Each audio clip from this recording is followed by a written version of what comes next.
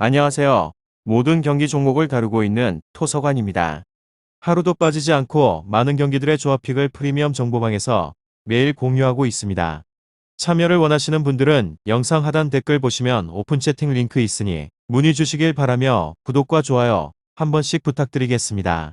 그럼 이번 경기 정보 시작하겠습니다.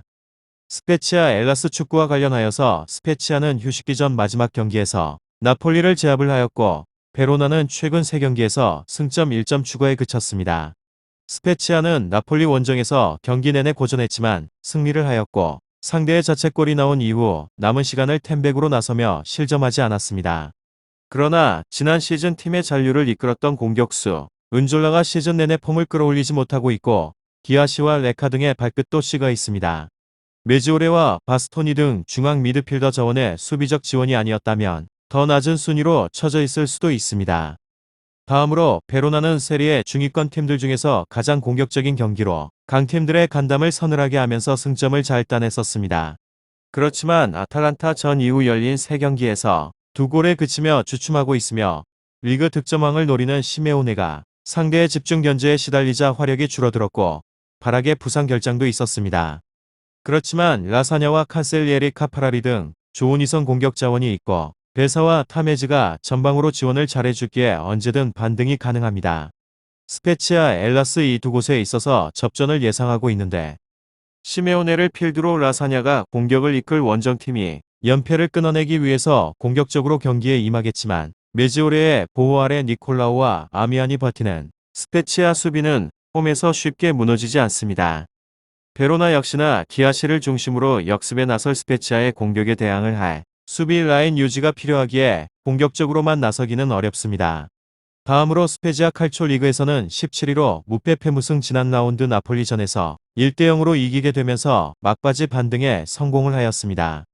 팀 에너지 레벨에 있어서 적정한 수준으로 올라오게 된 상황에서 일방적으로 무너질 일정은 아니라는 점입니다.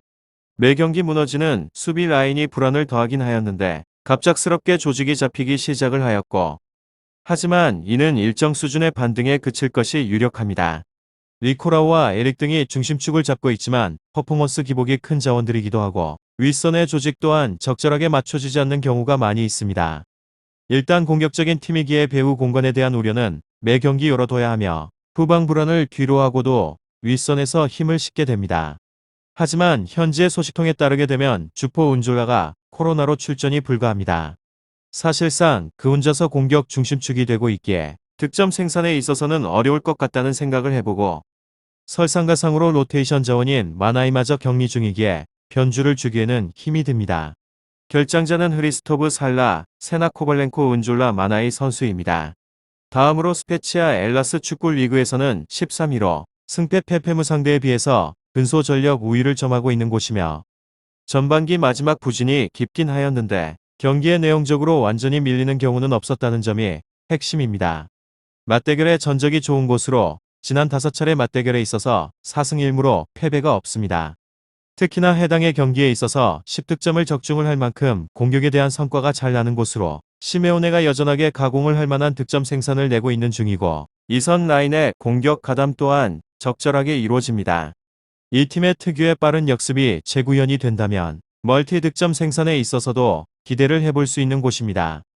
이곳의 문제는 후반 기복이 다소 존재를 하는 곳으로 최소 실점과 대량 실점 허용을 반복하는 중이기도 합니다. 수비진 개개인 퍼포먼스 널뛰기가 크며 또한 이들 역시나 공격 라인 자체가 위로 올라와 있기도 합니다. 실제로 센터백과 윙백 라인을 가리지 않고 상대의 돌파를 허용하는 빈도가 높아지기도 하고 결장자는 빈터 다비도비치 마그나니 바락 칼리니치 선수입니다. 다음으로 스페치아 엘라스 지난 라운드 나폴리전에서 1대0으로 승리를 하면서 리그 2경기에서 연속으로 무패 행진을 기록하게 된 곳입니다. 갑자기 팀 에너지 레벨에 있어서 끌어올리는 과정이기 때문에 일방적으로 밀려버릴 일정은 아니라는 생각을 해봅니다. 이곳의 문제점은 윗선의 전력 누수인데 현지의 소식통에 따르게 되면 주포 은졸라가 코로나로 인해서 격리가 된 상태입니다. 올 시즌에 있어서 절대적인 스탯은 떨어지긴 하지만 그가 경기를 하는 내적으로 미치는 영향을 고려하게 되었을 때에는 심각한 공백으로 보이기도 합니다. 설상가상으로 로테이션 자원인 마나이마저 코로나 양성 반등을 보여 출전이 불가하며 일선이 반파가 되었다고 해도 무방합니다. 앞선 리그 2경기에서 실점을 최소화를 하였다는 것은 믿기지 않습니다.